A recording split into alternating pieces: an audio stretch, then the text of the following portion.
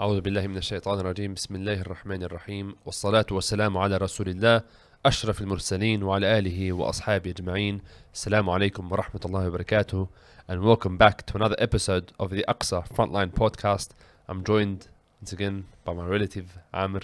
Hello, relative Muhammad. Assalamu alaikum. Alaikum salam wa rahmatullahi wa barakatuh. It's been a while since our last episode, but it's good to get back into it. It's been a busy time the last few months, and a lot has been happening, of course, on the ground with regards to, of course, the ongoing war and genocide in Gaza, and a lot happening politically around the rest of the region.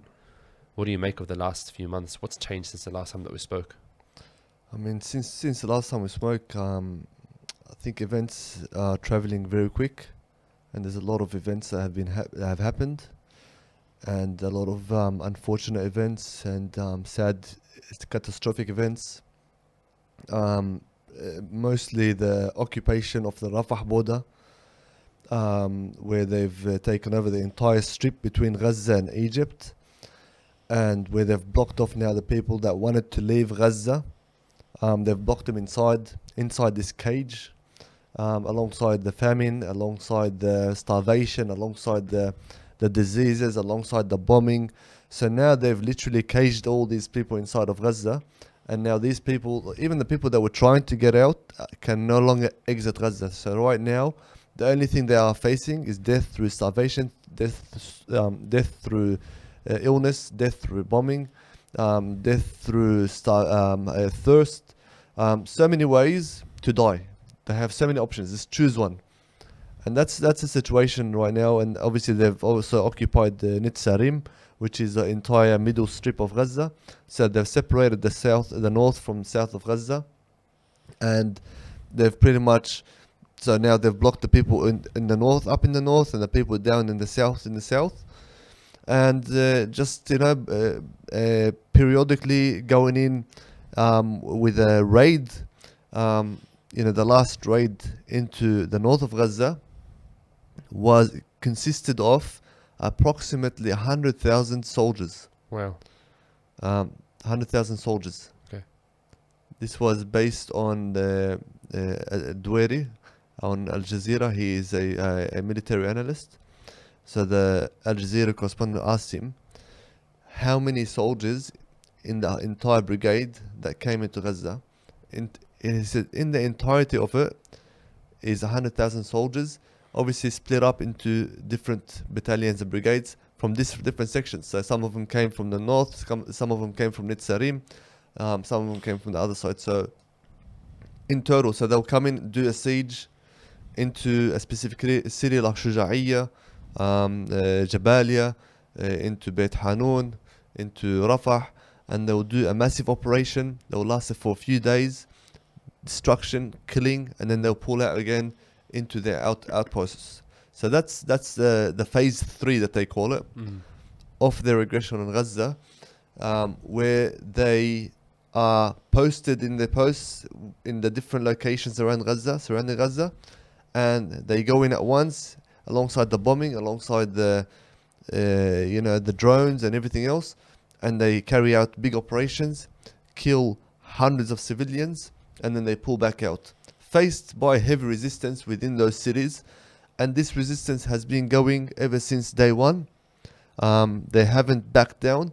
They haven't, the way they have been resisting today, after 9 months, is the same way they were resisting in the first month.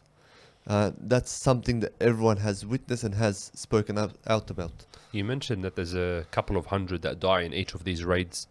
And we've seen a few specific massacres that have been huge. Like just yesterday, for example, at the time of recording, we saw a massacre in Khan Yunis.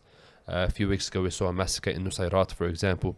Every couple of weeks, every few weeks, there's just these large massacres, and where we hear of hundreds that were killed in a single day or a single attack. But then in each day in between, like you said, there's hundreds that are dying from these different factors.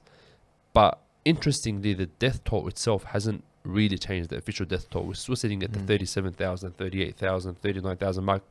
I don't think it's officially hit 40,000, and this comes in the context that just a few days ago, the Lancet reported a journal article was released in the Lancet, and this is also was reported a few days before that in a research piece in the electronic intifada, where they reported an estimated number of deaths, looking at the different factors on the ground, because the health system has been destroyed in Gaza. All of the government apparatus has been destroyed. There's no official way, or there's no reliable way. There's no system that's there that is able to officially, reliably count the number of shuhada. And they estimated in these studies that at least 180, 190, 200,000 have been killed. Yani that's 10% of the population of Gaza. In the article in the Electronic Intifada, it mentioned up to 500,000 possibly, based on different factors, analyzing the number of people that they would expect to die from different factors. Up to 500,000, which is a quarter of the population of Gaza. We're less than 1 year in, and subhanAllah, the killing and the death does not stop. We thought it's important today to, amongst all of this chaos, talk about a topic that's been on our mind often, that we've mentioned a few times, that we want to talk about. And it seems a bit odd to talk about it now, maybe, the two-state solution. Because, again, in between all of this death and destruction and genocide, and the killing hasn't slowed down, the killing hasn't stopped, the war doesn't look like there's any end to it at the moment. It seems odd to be talking about the solution right now, because we can't really envision peace. But why is it important that we talk about two-state solution now? I mean, I guess at a time like this, it's important to touch upon the many potential solutions that are being proposed by different government actors, different political bodies, different religious organizations, different international organizations, different countries. And we need to touch upon these solutions that are being proposed and really look deep into them and find out, is this really a solution that they are proposing to us? Because everyone that's witnessing the massacres in Gaza, they want it to end. We want to put a stop to this genocide. And we want to see calm. We want the people to live in prosperity. We want the Palestinian people to regain their freedom, their authority. But what does that look like? We can't just, you see a lot of people, they just paraphrase anything that's thrown around in terms of solutions. Yeah. Two-state solution, yep, let's go. Two-state solution, we're happy with that. Let's recognize Palestine. This country, Spain, European countries recognize Palestine. We start cheering for them. They recognize Palestine. But do we sit down and question what are the motives? Do we sit down and question what are the objectives? Do we sit down and question what does this so-called Palestinian state look like that they are recognizing, that they are pushing for? Do we question the motives of the US when the US says, I want a two-state solution, when the US is the one that's primarily funding the genocide in Gaza? Without the US funding the Zionist entity will collapse. Yeah. So when the US is funding a genocide against the people of Gaza, and at the same time, US president comes out and says, we call for a two-state solution, we see that a two-state solution is the best way forward, we need to question. We need to sit down and think and talk about, what is this two-state solution? What does it look like? Why are they proposing it? Do we want to repeat the same mistakes of history? And we as Muslims, and as also for Palestinians that watch this, need to look at the history of Palestine, the modern history of Palestine since the occupation, and look at the different peace proposals that were proposed, look at the different paths that were taken, and how that ended up, so we don't fall into the same mistakes time and time again, and which costs us more land, more lives, and it gives more power to the occupation. And that's where we need to dig down into these so-called solutions. Because the colonizers they're very smart, aren't they? Like, the way that they do things is that you have these massive emotional moments where there might be a genocide, where there might be a massive war, there might be civil unrest. And if we look at, for example, the Syrian revolution, right, just in the past decade or so, and of course there was a lot of emotion involved when we watch the Syrian revolution. We see the people that are very sincere, the people that are very passionate, they're out in the streets and they're protesting against a dictator. They have some very clear demands, they have some very high standards or demands that they've set for themselves. But in amongst all of that, there's so much emotion because a few 100,000 died, millions got displaced. And so the way that the colonizers work is this: they're so smart. They see us so emotional of what we're seeing, right? That they know that when they throw us a bone, we'll take it. When they throw us something symbolic, we'll take it. When they throw us a solution that doesn't actually benefit us, that actually reinforces the same impression that exists, we'll take it. Because we have so much emotion in that moment. It's why it's so important that even in these times when it's so hard for us to even see any light at the end of the tunnel, we need to keep our eyes on the goal. We Right. shouldn't be led by emotions, and we should rather be led by ideology. Yeah, it's easier said than done. Easier said than done. Emotions, obviously, we can get impacted by our emotions, but at the same time, our ideology should be the driving force of our actions and not emotions. Yeah, Because in reality, look at the majority of a lot of the Muslim world, yeah? Let's say a lot of the people that were very emotional at the beginning of the war in Gaza. If you realize, the emotions obviously have dried up for a lot of people because you get used to the scenes. And the people that were driven purely by their emotions, now they're not really that active anymore on the scene of Palestine and whatnot. They've gone back to their normal lives. Whereas the people that are driven by ideology and have an objective, and that's what's leading their actions, they are still going regardless of the stages of their emotions. that's right. And So, it's like we said, it's easier said than done. It's easy to, yeah. and it comes from the best of places that we feel this emotion, we feel this heartbreak, we feel this pain and anger. What we're seeing, that anything that we see which might resolve that pain or might lessen it, we wanna, we wanna take it on and wanna celebrate it, right? And even we look at 1967, for example, and there's this so-called war between the Arab nations and the occupation, and then out of that emotion, if you want to call it, out of the desperation there to look, there's been a war, there are lives that are being lost, etc. Let's come to a peaceful political solution. And from there, the state of Israel gets solidified. It gets its borders fixed, 1967 borders, and from there we see the large loss that came because the defeat was accepted by these Arab states. Like that's an example of what we're talking about, right? If today we talk about, for example, accept a ceasefire at all costs, or we talk about, recognizing a Palestinian state the way that it's been talked about. We spoke a few episodes ago, about the American port that was placed on the port of Gaza. Yeah. And again, like recognizing that while there might be some so-called short-term benefits, if you want to take America's word at face value, then you're ignoring, of course, the long-term implications of this, right? And so it's important that we understand, like I said, looking at the history, and I think that's where probably we can frame discussion a little bit better. Two-state solution, solutions for Palestine. Like where did these discussions start? Because we know that the British came in, the British occupy over Palestine, they implement the British mandate, and then they hand this land to the Jews, right?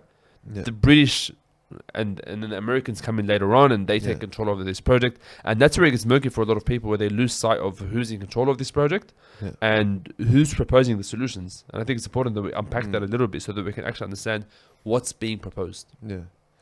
So when the British came into Palestine after obviously after World War One, and then the British mandate, and they came into Palestine. And then they, obviously, the Zionist movement and finding a homeland for the Jews. That's how they advertised it, etc. And they were able to convince and come to terms and agreement with the British at that time. And the British brought in the Jews, and they trained them militarily, taught them how to even train them on fighter jets at a time where the Arab states weren't even ready for that stage. So for Britain to bring in Zionists into Palestine at that time, they needed to have a political solution ready in order for this project to succeed. So it's not just seen as some colonizers who are coming into this land and then leaving very soon. No, these are people that we're bringing into this land so they can stay, so they can integrate into the Middle East, so they can be accepted into the Middle East. So they needed a project they can sell to the Muslims and the Arabs. The British solution for this was to establish a unified, democratic, secular state. That was the British solution for this, for all of Palestine, which included territories occupied in 1948. So the West Bank and the Gaza Strip as well. So the whole of Palestine ruled by one democratic secular state. And this state would have a predominantly Jewish government, but includes some Muslim and Christian ministers. Like if we look at Lebanon, that's the best example. So a mixed government, but a stronger presence and more and the last say is for the Jewish people. Yeah. Inside this government, and will be part of the Arab League as well, in order to integrate it within the Arab countries and in the region. And the British, they believe that this approach would ensure Zionist integration into the region, preventing them from being perceived as enemies by the other Arab states and the Muslims around that region. So that was the British goal for that region.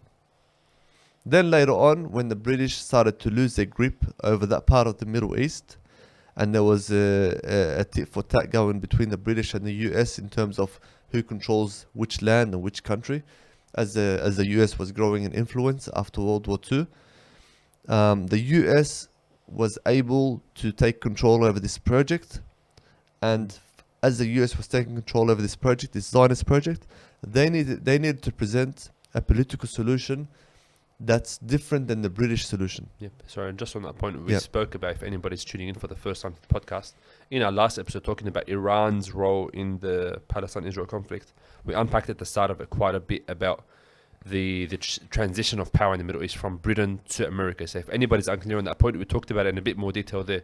But as you were mentioning, so America builds in their power, especially after World War II. European states have been weakened after the fight against the Nazis. America has really the power of the majority, more wealth and more power at this time, and they take control over the Zionist project. Yeah, and so at that time, during a meeting led by George McGee, the US opted to promote the United Nations plan to partition Palestine into separate Arab and Jewish state. So obviously two-state solution here. Jewish state and Arab or Palestinian state. That was the first time that this was proposed by the US in the 1950s. And they promoted this, that a Jewish state was better for Jewish survival in Palestine than integration with others, because they needed to prop up this state, make it stronger than the entire of the other Arab nations around. It's stronger in terms of military capability, in terms of intelligence, in terms of everything else. So they saw that this was the best way and the only way for this Zionist project to live in the midst of this ocean of Arabs and Muslims. By making an independent Jewish state. Exactly. Yep. But under the pretext of a two-state solution. Yep. Where the Palestinians, they would have crumbs, and it's not even a state. Yeah.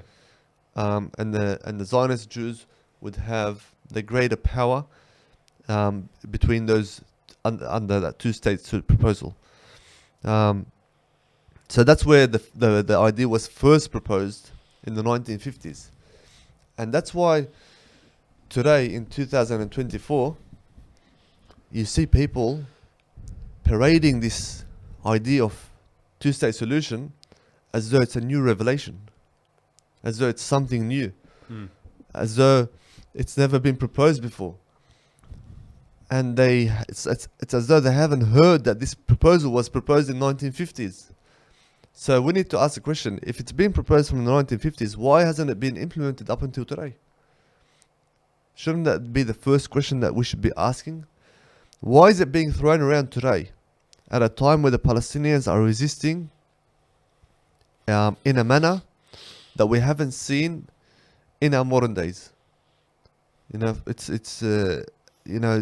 it's like at a time where the Palestinians are screaming for liberation and for their own authority on the land. Now the US comes in and says, hey guys, chill out, calm down, let's everyone come back to the table. Okay, let's talk about this. We've got the solution, it's in our hand, it's called the two-state solution. Let's seriously talk about it now. Now we're serious about it.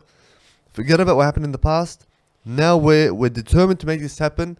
Trust us this time, believe us. We want to make this happen. But put your trust in us as the US and stop resisting. Put down your weapons, hand over your weapons in Gaza, like you done in the West Bank when the PLO signed the Oslo Accords, Yep. and let's do this again. And this time, trust us. We promise you, we're gonna do our best to make it happen. Oslo 2.0. Oslo 2.0. Tell me more about Oslo, I don't because want. Oslo is Yeah. it's an interesting time, and I think not many people, anyone who knows about Oslo today knows how much of a joke it was, right? Let's talk more about that, because I think Yeah. at the time it seemed like something huge, coming off the back of the 1970s and 80s. We've had these Yeah. wars for 20 years of conflict. Sadat comes out. He's the first to actually recognize the state of Israel. He speaks in the Knesset. You have the Camp David Accords, but the Palestinians haven't accepted, and the Palestinians have kept on resisting.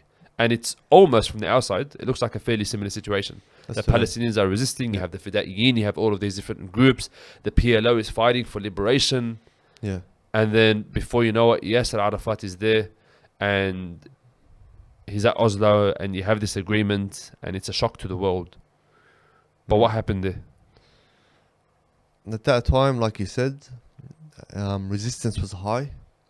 The Munich attacks, the PLO in Lebanon, the PLO in Jordan, the PLO all over the world, the PLO in Palestine, attacks on Zionist targets everywhere. It was heightened tensions everywhere, and obviously the PLO was it was deemed a terrorist organization at that time.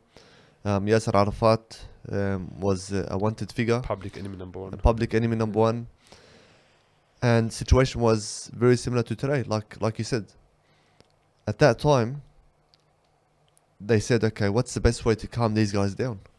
They're going crazy. You know, we need to cool them down, bring them to the table, and you know, let's trick them into saying, okay, we're going to promise you 1, 2, and 3, sign on these papers, and commit to it, and we'll promise you. The US is saying this. We'll promise you. We'll try and make it happen. So they bring in Yasser Arafat in 1993, and Yasser Arafat, there's a famous speech that he gave, holding the olive branch in one hand.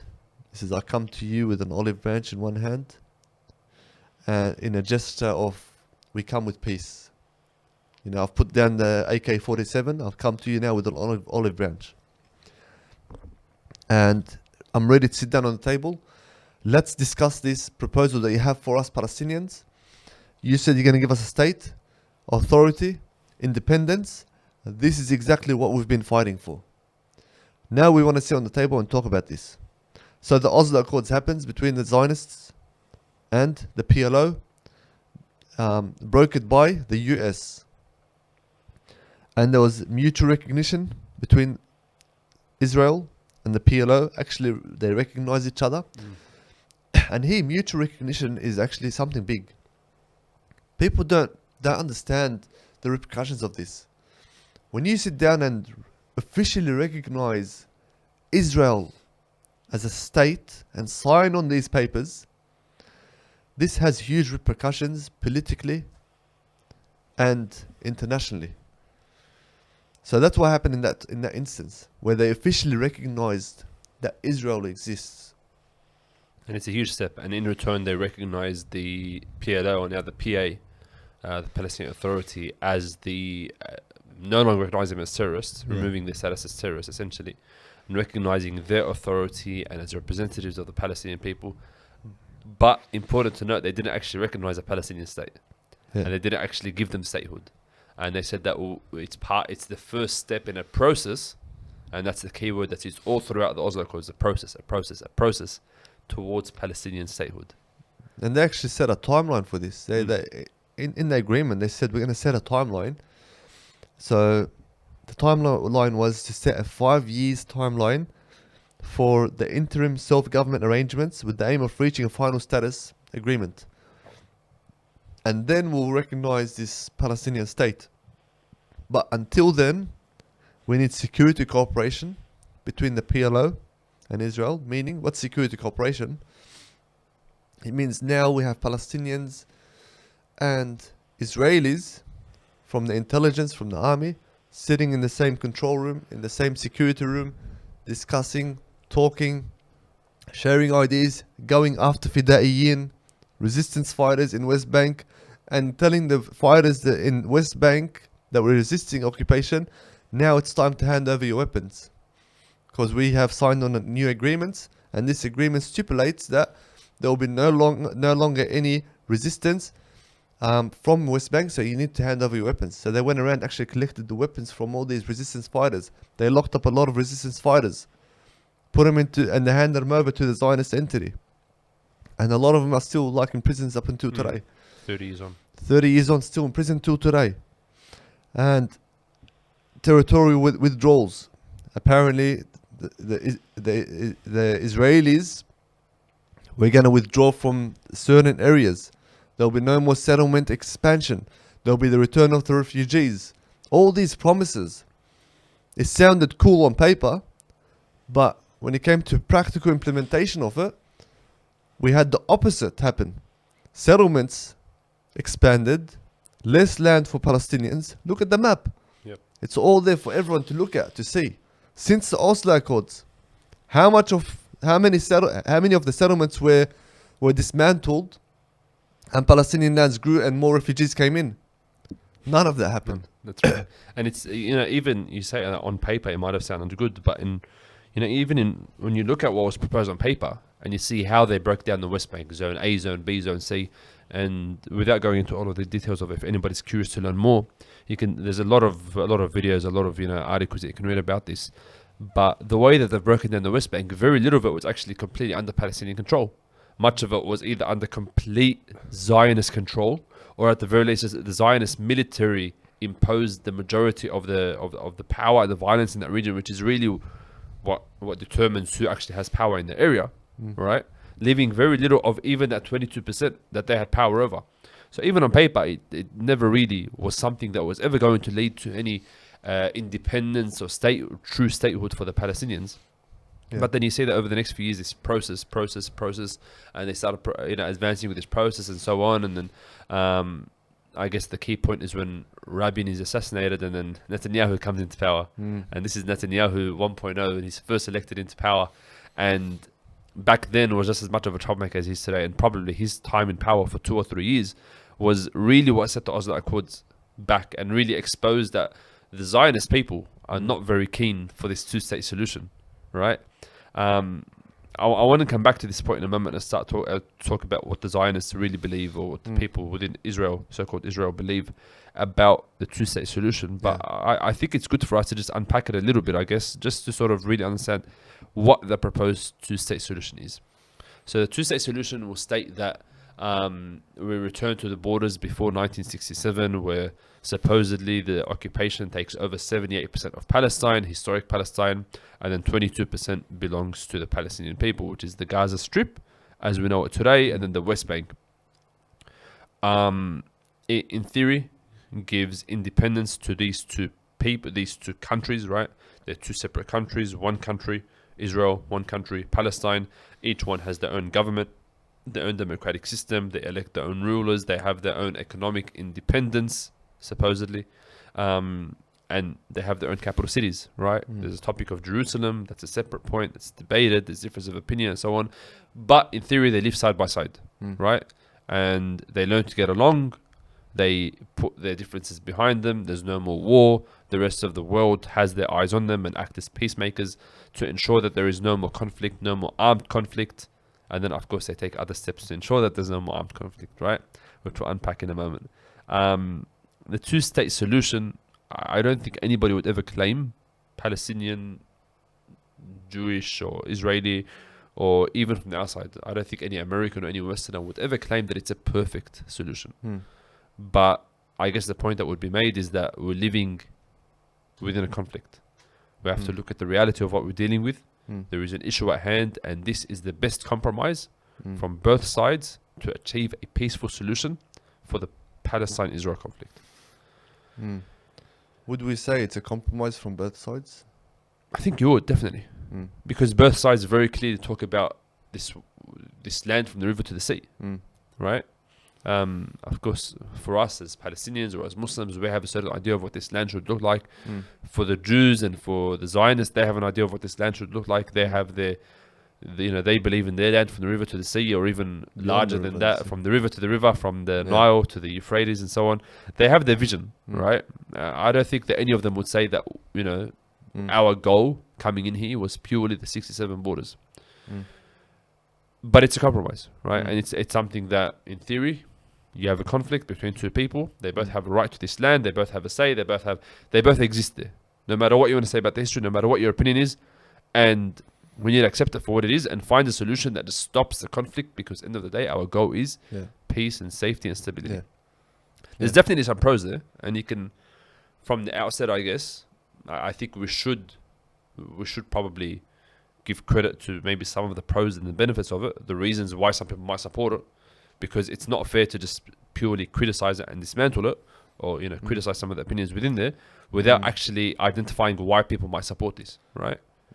I think you're a bit too generous, because okay, you're talking about how realists or people that say this is the reality, this is how we have to deal with it, and this is the best solution that we can get out of it. Yeah. But if we look at reality, we've tried this. The Palestinians have tried this process before, and it failed miserably. The exact same process.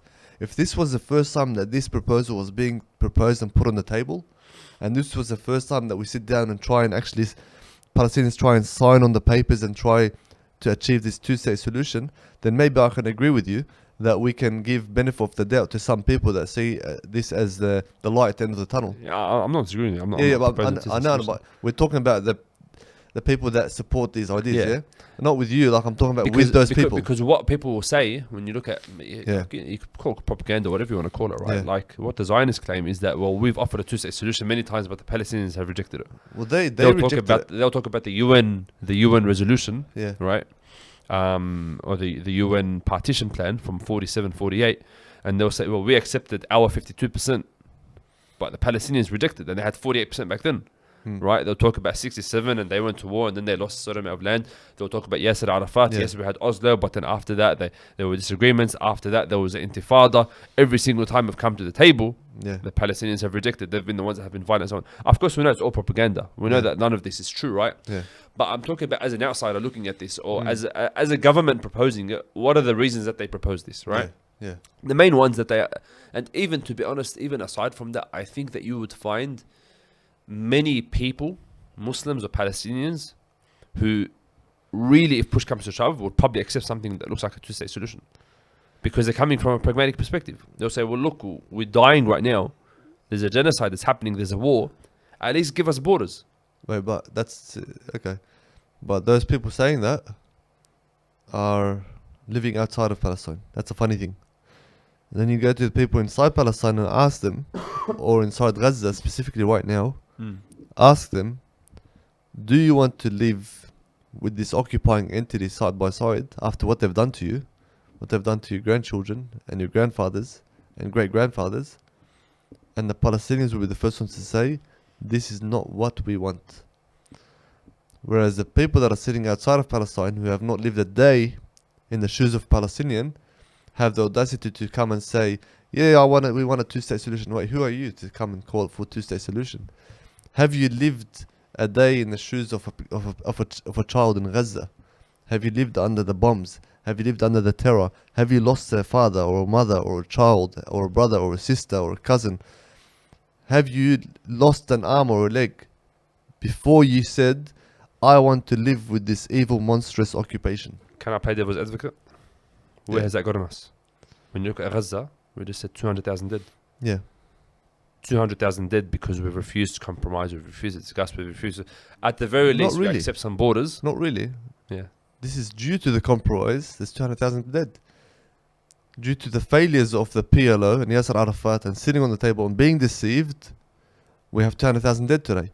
Because of their failures, that we've had to go through this whole trial of trying to implement the Oslo Accords, which the Zionist entity didn't abide by, and expanded the settlements and took the and demilitarized Palestinian resistance in the West Bank and in Gaza, by the way, Yeah, that's right. and in Gaza, and expanded their borders and took more land. And where has that left us? Where has that left the Palestinian people? That's the reality.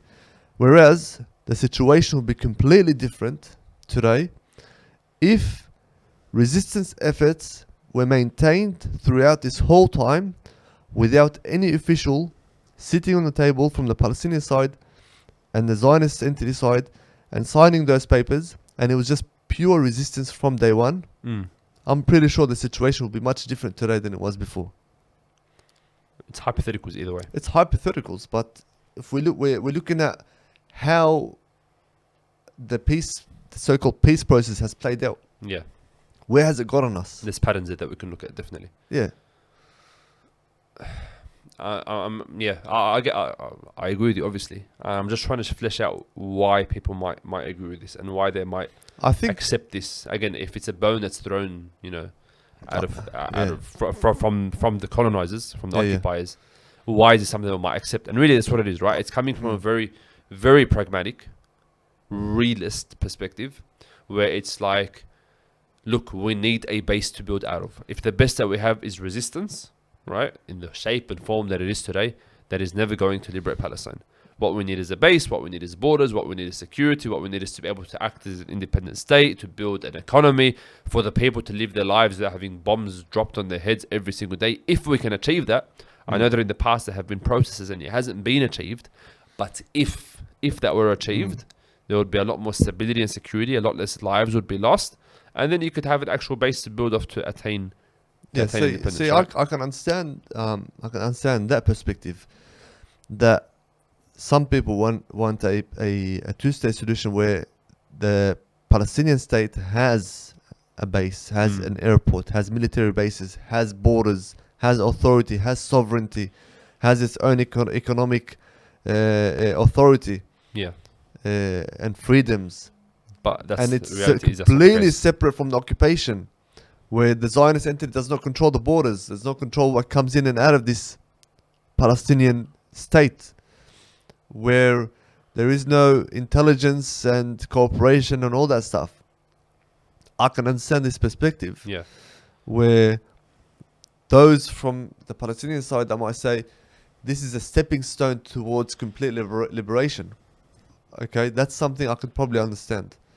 But those who paraphrase the two-state solution without even understanding what the two-state solution is, but without understanding what is being proposed to the Palestinians by the US and by the Western powers, they are the people that need they need a hard look into history and really start to understand politics better and understand what's being proposed here. Because that's one group of people that we're talking about, which might see the two-state solution as a stepping stone towards the complete liberation of Palestine. Yeah. There are others who will come from, who are maybe even more pragmatic, right? And they'll say, well, you have 7 million Jews who have come here, right? And they've come here over generations, so they're not all just recent migrants with the second passport. There are maybe, I don't know, half of them or whatever that have been born here and raised in this country. They have homes, they have jobs, they have families, they have all of these things. You can't just kick them out the next day, right? They don't have other passports. This is their home, right? Like Tel Aviv, hypothetically, is their home. This is where they've lived their entire lives. So what do you do with these people? And they'll say, well, the reality is these people are never going to accept Palestinians to rule over them. The Palestinians are never going to accept the Israelis to rule over them. Yeah. So what's the solution? They'll say, well, look, it's not ideal, but the only solution is that you give these people two separate states and you hope, you work towards a world where they can live side by side. Yeah, but that's never going to happen. That's reality. Yeah. If you want to know reality is not going to happen. Yeah. Okay, it's not going to happen. It hasn't happened. I was going to ask you, what do you do with the 7 million Jews? But we'll get to that. We'll get to that at a later discussion. Yeah. So because that's now we're talking about alternatives, and I don't want to go there now. That's in the next probably discussion that we'll have. What's going to happen when we liberate Palestine, and that's which is coming. But so going back to what you talked about earlier, you mentioned that perhaps you could understand why people would believe in this if we were talking about a Palestinian state with all the things that you mentioned, the military and airports. And they see it as a stepping stone towards entire liberation. But that's where the catch is. Which is never going to happen. Because every single policy on the two-state solution, whether it's America, whether it's the European nations, whether it's the UK, whether it's Australia, whether it's the Zionist political parties that talk about a two-state solution, whether it's the Arab nations themselves. Arab nations, yeah. When they talk about a two-state solution, they outline some key policies, right? And very clearly within there, they talk about some of these things, right? So they talk about, for example, pre-67 borders, right? So the occupiers have 78% and the Palestinians have 22%. Even within that 78-22, there's some debate. So then they mentioned that, you know, there's some of the settlements that are within the West Bank, they're too big and they're too close to they're close to the green line anyway, to the border of the occupying of the 48 lands, right? So what do you do with them? You leave them with the Jews. Yeah. Right, you leave them with the Zionists. And they'll say maybe there's some cities where you actually swap them back towards you give them back towards the Muslims or the Palestinians, right? But they'll say like very clear, like some areas like the aerial blocks, right, in close to Jerusalem, we'll give this, even though it's in the West Bank, we'll give this to the Zionists, right? So even within this two-state solution, we actually have to give them some of the land that would be ours under the actual borders that we've drawn, right? That's an issue, and I'll come back. I want to unwrap that a little bit more in a moment. But more important is other things. Most importantly there is that very clearly all of them say the Palestinian state would be demilitarized. Because one of the key goals of the two-state solution is safety and security. And we can't trust these Palestinians. They're right? crazy. They're crazy. They're crazy, these Palestinians. They want this land back. They're wild. They have to be demilitarized. What's the state without a military? Yeah. Right? It reminds me of the Tamil people. Who? The Tamil people in Sri Lanka. Yeah. The reason why I say this is because I have a lot of Tamil workers and friends, and they say your struggle reminds us of our struggle. And they've put up a fight against the Sri Lankan government.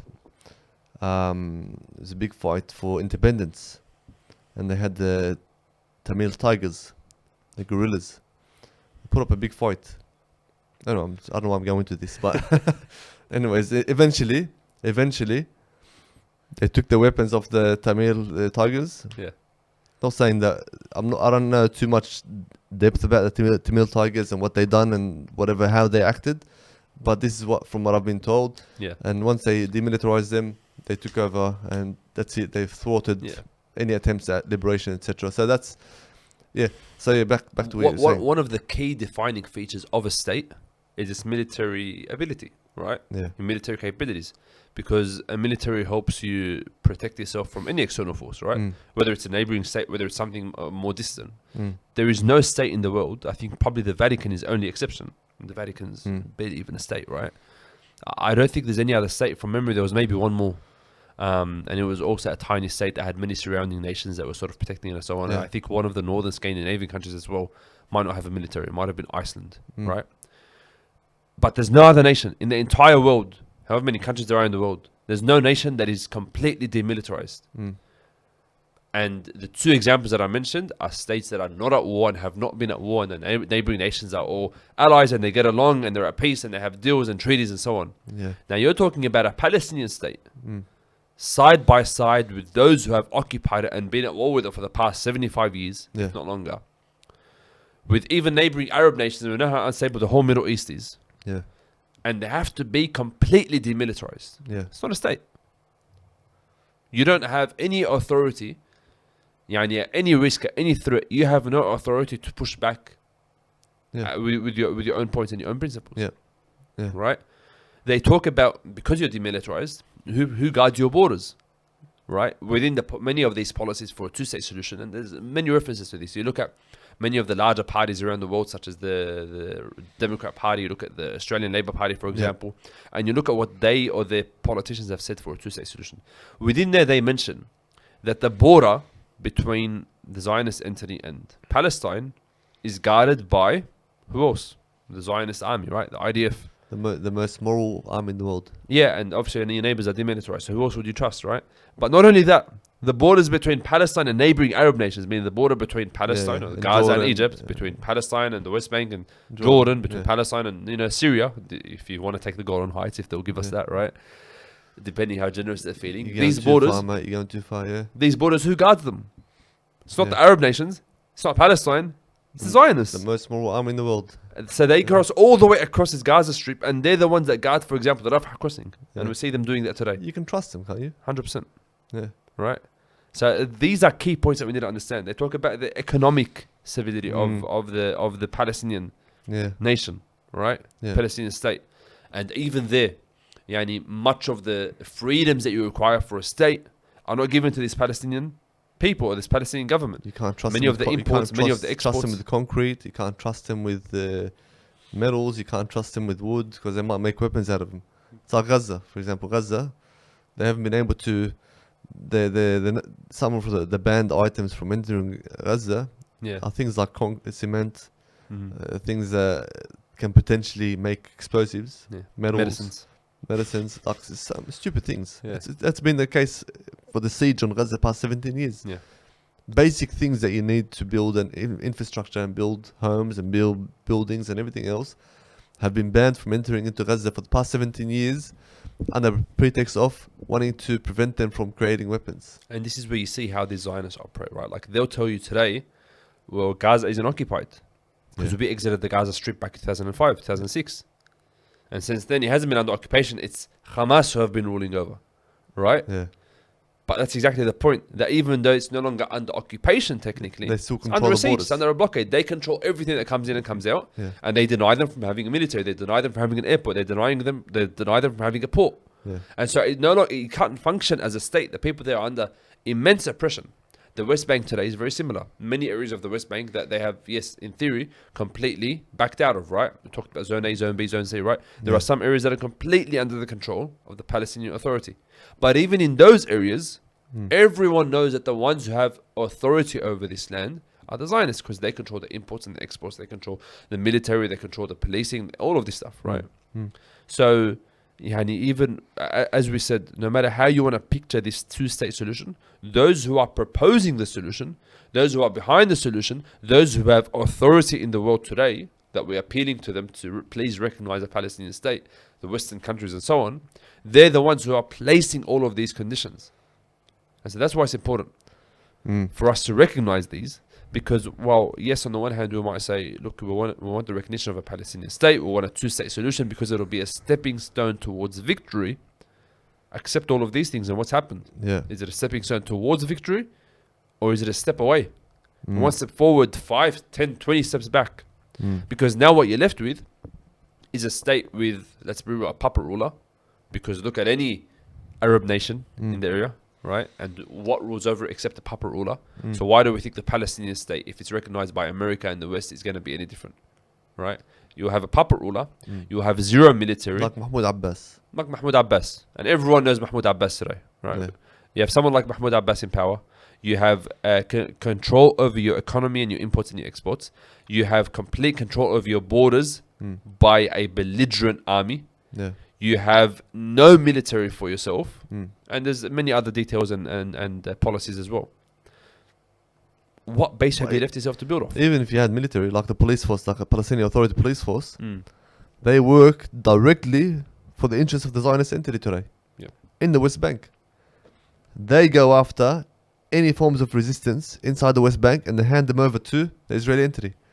That's been the case since the Palestinian Authority took over West Bank. So that's, if they do want to give Palestinians a police authority, they're going to be a police authority, Palestinian authority, that are trained by the Americans, like Dayton, the American general that trained the Palestinians. Yeah, and they'll justify it because they'll say, well, if you're resisting, you're going to cause problems for the rest of us. We have a peace agreement, Yeah. right? We have our own state. Yeah. If you're attacking the Zionists, you're threatening our state. You're threatening our authority. You're threatening our security as a state. So we'll arrest you, of course. Even if the Zionists are actually coming into the Palestinian lands Right. and coming in to do a raid and arrest someone, you're not allowed to throw a rock at him. You're not allowed to fire a gun at him, even though it's in Palestine, Yeah. Palestinian land. Yeah. That's what happens today.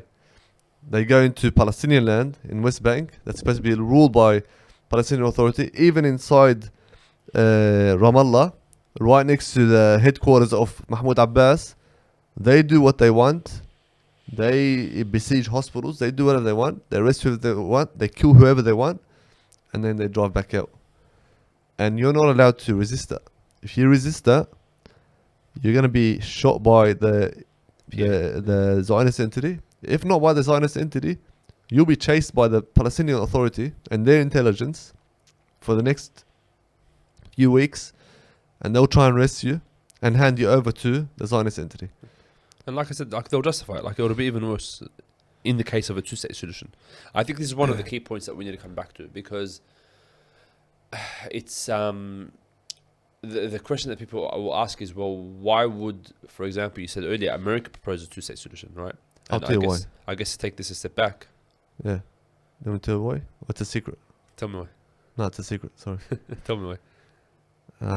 You remember a speech by Biden a few weeks ago, where he came out and revealed the negotiations that were taking place between the Zionist entity and Hamas, Mm-hmm. and where he came out in a speech, and he revealed the proposal, and where the Zionists were really pissed off about it, and he said, because obviously he was trying to push for this ceasefire Yep. to happen, which Netanyahu doesn't want to happen. So Biden said, okay, the best way to do this is, let me come out in the open and say, this has been the discussion points on the ceasefire that was proposed by the Zionist entity, and this way I can embarrass them and embarrass Netanyahu, public pressure, to get him to accept the bloody ceasefire and stop for a bit, because I need to win my elections. That's Biden's thinking, yeah? So when he said this, he followed on and said, okay, working towards a two-state solution, it's the best solution for the safety and the security of the Zionist of Israel. That's right. He said it specifically. This is for the sake of them, for their security, for their safety, not for the Palestinians. Yep. That's the point that everyone misses. That this two-state solution is actually to protect and stabilize this Zionist entity inside the Middle East, along with the normalization deals and everything else that was going to come before October 7th. That was happening, obviously, normalization between Saudi and When you say to Arab protect countries. the Zionist entity, what does that include? Demilitarization. When they, like you said, like two-state solution. Yeah. Demilitarization of the Palestinians, because they're all troublemakers. We need to take any forms of weapons from them. We need to police them harder. Yeah. We need to have a surveillance on them harder. We need to put them into blocks of like mini Gaza strips all over West Bank and Gaza. Besiege them, treat them like animals, and give the upper hand to the Zionist entity, where they have the ultimate power, and now no one can scrutinize their safety and security and their intelligence ever again. Yeah. And That's the whole point of it. And that's a point that people come back to, I think, is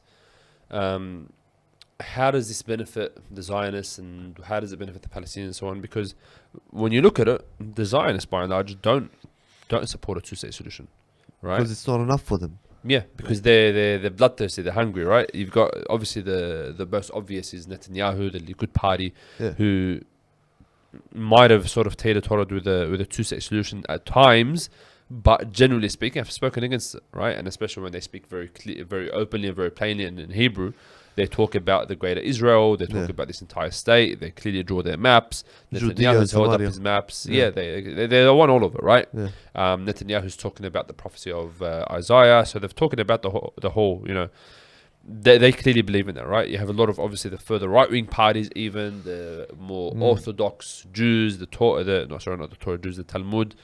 those who adhere to the Talmud and so on. They very clearly don't want a two-state solution.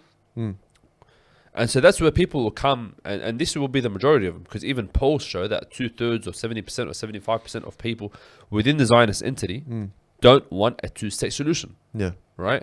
And so that's where people now sort of come and be like, well, hold on, if they don't want this, Yeah. then clearly there's benefit to it for us. Because if not, then they want more of this land, they'll take more of this land. So if they don't want this, it must be also beneficial for us. But going back to what you're talking about, like America has been the grandfather or the father of the occupation. Of the bastard child. Yeah.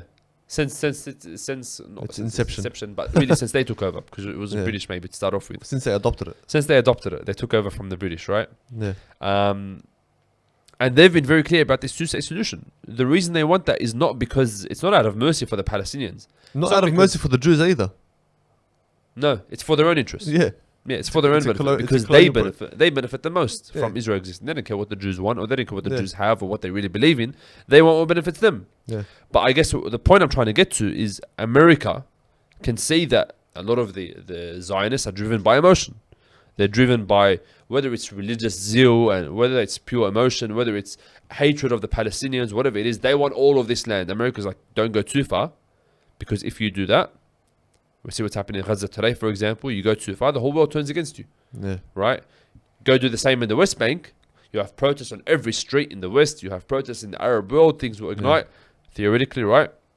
They don't want that. America wants stability. That's what they always talk about. Stability and security in the Middle East. Yeah.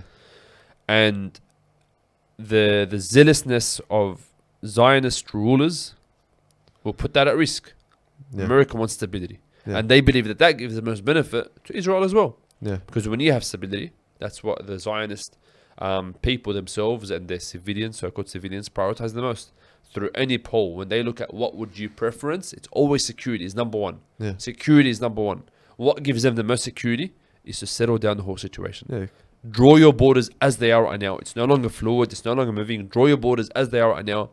Accept your entity, your state for what it is. Accept the Palestinian state for what it is. That's why America goes for the two-state solution. It's Yeah. not because it cares for the Palestinians. It's not because of its desire to really make things safe, secure for the Jews. It's that they want to use that security for the Jews to secure America's interests, because the more stability there is in the region, the more control they have over, for example, the Saudi nation and their oil, the more control they have over Iran and their ability to settle them and the nuclear arms deal, the more control they have over the economy of the area, their trade routes, the Suez Canal, etc. They want stability. The way that they achieve that, most crucially, is stability in the Palestine-Israel conflict, because that's the most volatile thing that exists there. That's the Yeah. two-state solution. Yeah. And that's the only, I think that's the only viable solution in their view. Yeah, absolutely. There is no, you can't have Palestinian majority ruling over Zionists, because Zionists won't accept it. You can't have the one state democratic secular solution that the British came out with, because that will never happen. So they think, okay, the most viable solution that we can come up with is this so-called two-state solution, which has not been successful and will never happen. Really, yeah, we'll never be It's successful. never going to happen. So chasing something that's not going to happen, is that really beneficial? Mm. Calling for something that's not going to be implemented, is that really beneficial? Is that Yeah. taking us anywhere? Is that taking a step forward? Another question. If you were in Gaza, would you be calling for this solution? That's another question. Mm. If your home was occupied by a thief and you punched on with him, you fought with him, you tried to kick him out, you couldn't, he was too strong, he had strong weapons, and then both of you agreed, okay, you can take this portion of the house, 50% of the house, I'll take the other 50% of the house. That's the best analogy, I think, for Yeah, normal it's people. simple, but really, for really people that it's, haven't it's, lived- it's legitimate. The people that haven't lived this struggle, just think about it. And then he comes the next day and he wants to take another 10%. Then the next day another 10%. Then you're left with a bathroom and You know, and a even- small room. Even and the then there's- people of Gaza, sorry to cut you off, but the people of Gaza, a lot of the majority of them are refugees from the 48 lands Yeah, that were their families migrated, decades ago during Yeah. the Nakba and so on, and ended up. Yeah. And how do you end up with 2 million people in this tiny Gaza Strip? They're all Yeah. refugees, and even until today, they identify yeah. by That's- their home city. Yeah, That this family, you say your family name, you're from Jaffa. yeah, Say your family name, you're from Haifa. Everybody knows, and they know their lineage and their ancestry from generations. and they back. have the keys. They have their keys, Yeah. right? And then now from Gaza as well, you're getting displaced and migrated and so on as well, further south, all the way to Rafah, and then from Rafah, then moving back to Khan Yunis and so on. Yeah, Displaced upon displacement upon displacement. But they identify with this land that they originally came from. yeah, And so you're constantly identifying as, my home has been colonized. My Yeah. home has been occupied. My home has been taken. Even Gaza is not their home, if that's what you want to give them. that's the reality. Like if you think you're being smart by calling and proposing this two-state solution, sit down with a Palestinian who's been displaced from his home, who Mm. can't go back to his land, ask him, would you accept this? And if he says to you no, then you better not mention this Yeah. proposed solution again, because you're not, like, who are you to even speak about it, you know? Yeah. That's the reality. If we want to talk from a realistic point of view. And look, Okay, I think no. from the perspective of justice, I think very few people would argue anything other than that. Yeah. Like even somebody who might agree with a two-state solution, as a temporary step or whatever, I think nobody would really argue anything other than the fact that the just solution would be for these people to return to their home. Again, it always comes back to how realistic, quote unquote, you want to be, Yeah. how pragmatic you want to be, whether Yeah. you're willing to accept compromise and a huge amount of compromise for the sake of being realistic, or whether you're willing to sacrifice everything for ultimate justice. Yeah. And it really depends on that point. I think it's a principle point more than anything. Yeah. I don't think a majority of them, even if they're being very, very pragmatic, won't Yeah. deny, look, I agree, ultimately justice would be for them to return to their homes, but from a pragmatic perspective. And that's where the difference, I think, ideologically really lies. Yeah. But just to take it back to sort of what we were just talking about, Nehal, with America and they're pushing this solution and so on, I think just to add a bit more detail as well, you see America propose their policy on this in 3 key points. One is George Bush, I think back in the late 90s or early 2000s, had his policy on it. John Kerry under the Obama administration had the 6 principles, which outlined essentially what are the main key goals of a two-state solution. And then Trump had his adopted policy, I think path to prosperity or prosperity and peace or something like that, that outlined his one. And it was maybe a little bit more extreme than Kerry's one, but essentially they're all the same policy, right? And again, you see this across many different groups or political parties around the world, especially the Western world. What I was going to ask is, to put that into context, how we see as you mentioned at the start, people celebrating, Spain recognize a Palestinian state.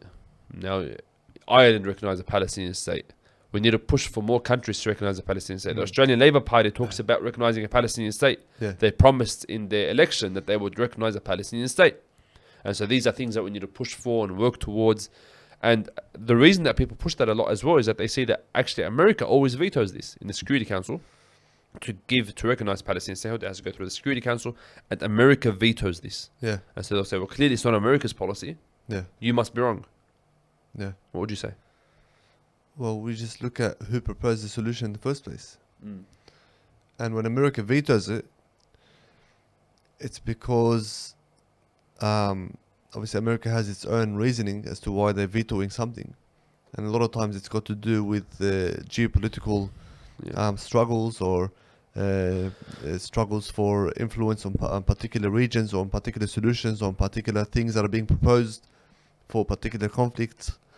And it's about who comes out with this UN resolution. It's a lot of player politics between powers and countries, between the old struggle between Europe and America. This comes back into play, which it's a sideline thing. Yeah. But the reality is, people celebrating Spain and all these European countries coming out saying, recognizing a Palestinian state at a time where there is a genocide, at a time where America is vetoing it, for example, at a time where the Zionist entity, headed by Netanyahu and those who reject the two-state solution, I think it has benefits. It does have it. Yeah. It has benefits. Because ultimately what it's doing is it's isolating the Zionist entity on an international scale. And that's what America fears the most. That the more this war prolongs, the more this genocide prolongs, the more the Zionist entity will become isolated in the world. And the more the Zionist entity becomes isolated in the world means international repercussions against the entity, stopping of arms trade, stopping of economical trade, restrictions, sanctions. Yep. These are things that can build up. It's a snowball. It's not going to happen overnight, okay? And the moment that the Zionist entity is internationally isolated and it becomes a burden on the West is the moment that the Zionist entity dies. This is the end of it, because its existence solely relies on Western support. I mostly agree, but I don't fully agree, because there's two parts of it. One is the support from the West. I agree. Even like as Allah subhanahu wa ta'ala says in Surah Al-Imran, حَبْلٌ مِّنَ اللَّهِ وَحَبْلٌ مِّنَ النَّاسِ. Right, they supported. Then he's talking about Bani Israel, that they exist, or they through support through the rope of Allah and the rope of the people. The rope of Allah has been long cut for a nation that were the killers of the prophets and so on. But the rope from the people is what holds them afloat today, right? As we mentioned, the British mandate, they're the ones that really applied the Balfour Declaration and created the State of Israel, and then from there it's America who's propped up this project, and it wouldn't succeed or exist without America's support. But I think there's a catch there, that yes, as you mentioned, all of these things can happen that can weaken the Zionist state. You can cut that rope from the people, which is the only thing that's left that's holding it afloat.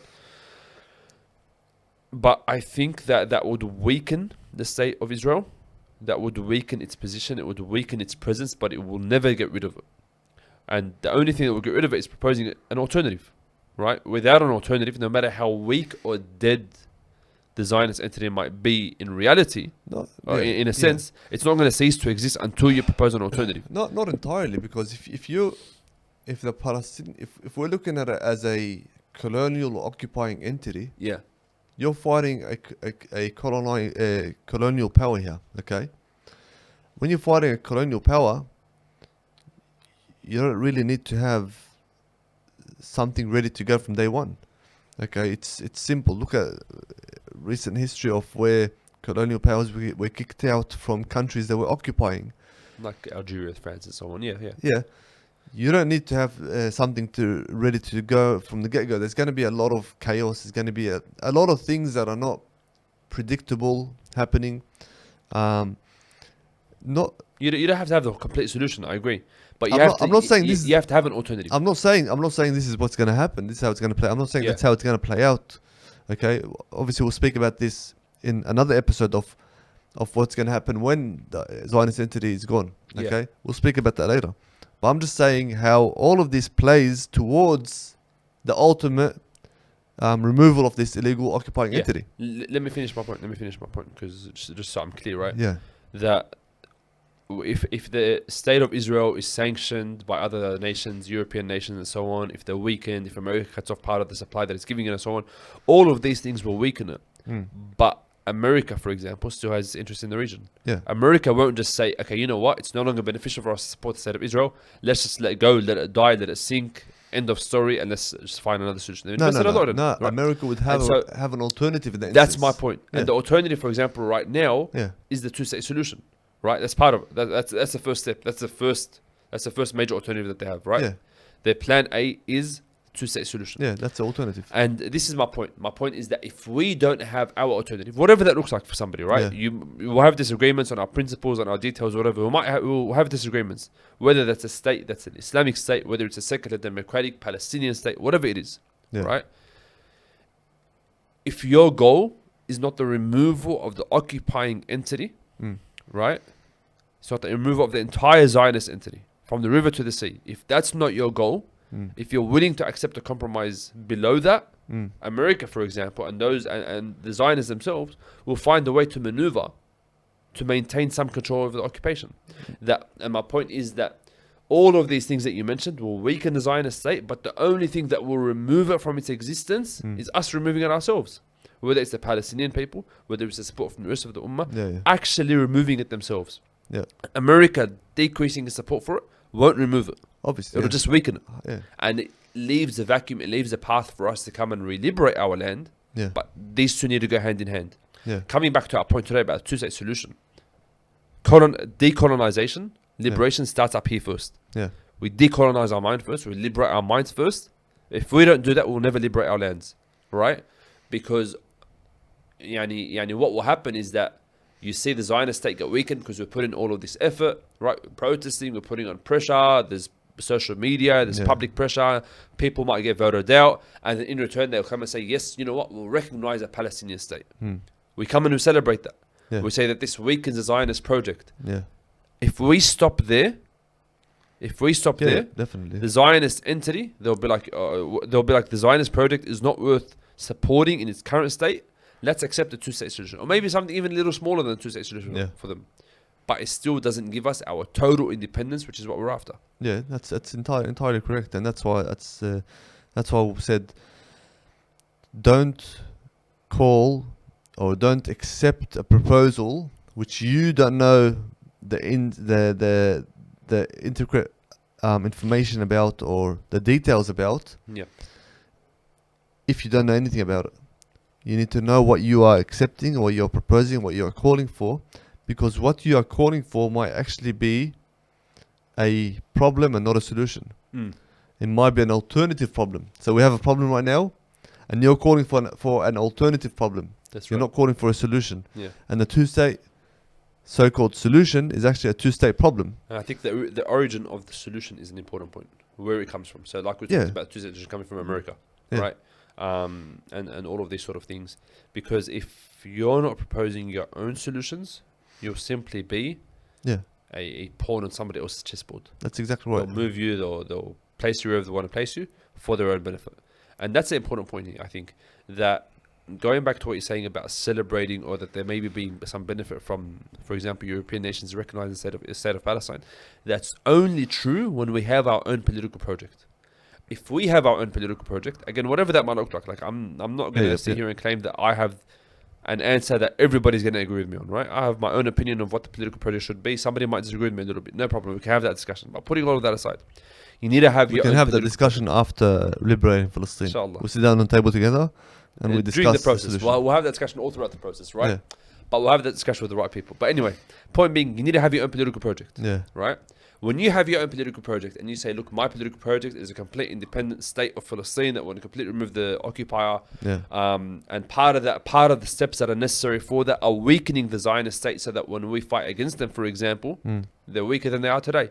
They don't have the billions of dollars worth of bombs, the 500-ton bombs and so on that America is supplying them with. And so Spain recognizing, we've mentioned Spain all the time, I don't want to only mention Spain. I like Spain. But Spain recognizing the state of Palestine can be a step towards that, because it helps benefit my political project. Then you're 100% right. But if I don't have any political project, and I just see this as something symbolic, Spain recognizes the state of Palestine, or the Australian Labour Party. Spain alone, man. The Australian Labour Party, Albanese, says that he's going to recognize the state of Palestine, right? And then I celebrate that. Without having my own political project, I'm not achieving anything. I'm just being a pawn that's being played by somebody else. And that's the point that I think really, if there's one thing that I want anybody to get out of this episode, is have your own political project. Don't be part of America's political project. Don't celebrate Britain's political project. Don't fall victim to the Zionist political project. Have your own political project. Sit down, read, analyze, discuss, talk, whatever, and have an idea of where am I trying to go with my activism, with the things that I celebrate, with the things that I talk about. Because then you can identify any action. Is it beneficial or not? If you don't know where you're going, you can't judge that. You can't judge whether it's something to celebrate or something to criticize. You can only judge that when you know what your destination is, what your goal is. And then working backwards from there. Entirely true. And I think for final remarks for me would be, like Brother Muhammad said, don't be a pawn in someone else's hand. And I think we should actually see our region, the Middle East, as our chessboard.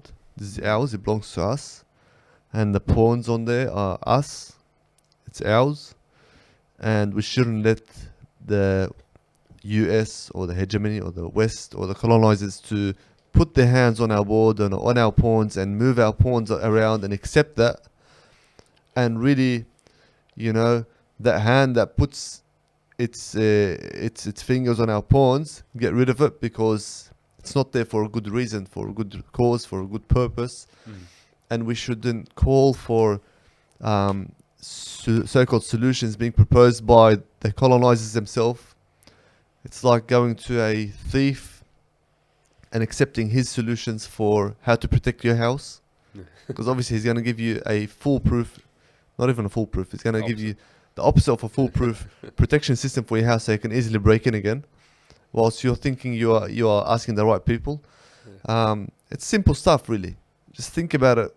Simple stuff with a simple mindset, and don't think about, oh, it's a huge task to ask for full liberation. How are we going to achieve that? If you think like that, then you're never going to achieve it. Absolutely. But if you think about just aim for full liberation, and whether it happens in your lifetime or my lifetime or in your grandchildren's lifetime, that's not in our hands. It's in the hands of Allah subhanahu wa ta'ala. The victory is not promised to us. Allah subhanahu wa ta'ala told us to act, to do our part, and the victory comes from Allah subhanahu wa ta'ala when He sees that the ummah is most deserving of it. Whether we are most deserving of it or not, that's up to Allah subhanahu wa ta'ala. But we shouldn't betray. Betrayal is not just putting our hands in the hands of the Zionist entity. Betrayal is also selling the land and accepting other solutions that actually empower the occupation over the Palestinian people, like the two-state solution. And inshallah, I'll end it here and leave Spain alone. Yeah. Find another country to pick on. That's it. No, we're And, not criticizing them. We're supporting them. yeah. Saying that. But anyway, I think We'll leave it here, I think. And there's a lot more to talk about. Yeah. Of course. Next But episode. this is maybe just the start of this conversation. Just unpacking specifically this alternative that's proposed, the two-state solution, so-called.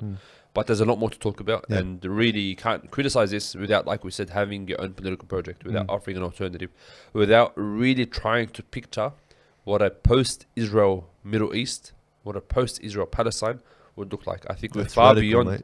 We're Yeah. far beyond the point of talking about the two-state solution. Yeah. It's a dead alternative. I don't think it has any real power in the world at the moment. I think that anybody who tries to propose it today is trying to beat a dead horse. They're trying to breathe life into something that will never work. And anybody with a brain and anybody who can look at this unbiasedly would recognize that this is something that will never work or never actually have any legs in the current world and the way that the world is shaped today. What we really need to unpack is what next. What are we actually working towards? What does liberation look like? Yeah. Is it realistic, like you were just talking about? Yeah. Can this so-called state of Israel be defeated? But then once it is defeated, what does it actually look like What's next? on the ground? What's Yeah. next? And inshallah ta'ala, stay tuned with us. We have some exciting plans for the next episode. We're looking to bring in some highly We qualified... promise you we soon, not after 3-4 months. Yeah, it's been 3 months is the last one, but it won't be 3 months till the next one, inshallah ta'ala. We're looking to get some high quality, high profile guests who have a lot of authority on these topics to have a chat with us, to really unpack what this future Palestine will look like. So bi'idhnillah ta'ala, stay tuned with us. Make a lot of dua for the people of Gaza. Make a lot of dua for the ummah. Follow on with our podcast, with our different platforms on Stand for Palestine. We're trying to do a lot of things here locally in Australia, as well as influencing Muslims around the globe as much as we can. And of course, stay active, stay active, stay active. It's hard, especially as time goes on, but we need to keep pushing forward because our ummah depends on it and our futures depend on it. And if nothing else, we hope that we can present something to Allah subhanahu wa ta'ala when we're asked about what we did on the Day of Judgment. So stay steadfast and stay active and do what you can. Jazakumullah khairan for staying tuned with another episode, and we'll see you soon. Assalamu alaikum wa rahmatullahi wa barakatuh.